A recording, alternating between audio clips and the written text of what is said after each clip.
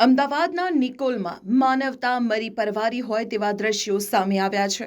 એક વૃદ્ધને કારના બોનેટ પર લટકાવીને રસ્તા ઉપર ફેરવવામાં આવ્યા।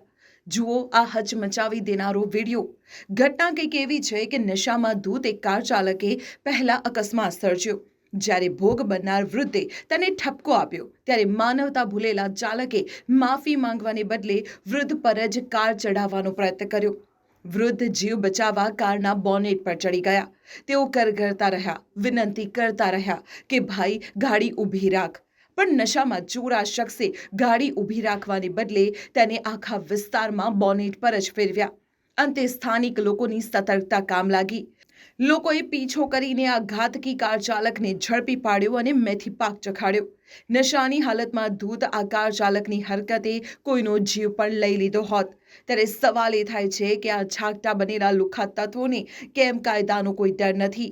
શું નશામાં ગાડી ચલાવનારાઓ માટે કાયદો વધુ કડક હોવો જોઈએ? આવા તત્વો સામે શું કાર્યવાહી થવી જોઈએ? તમારો અભિપ્રાય કમેન્ટમાં જણાવો।